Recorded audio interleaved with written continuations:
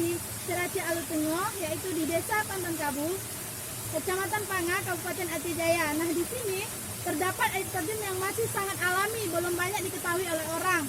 Baru-baru ini baru banyak muncul di media sosial, sehingga banyak pengunjung yang datang, baik dari dalam Aceh Jaya ataupun di luar Aceh Jaya, ataupun dari Kecamatan Panga itu sendiri atau di luar Kecamatan Panga. Nah, airnya sangat bersih dan sangat dingin. Silahkan disaksikan.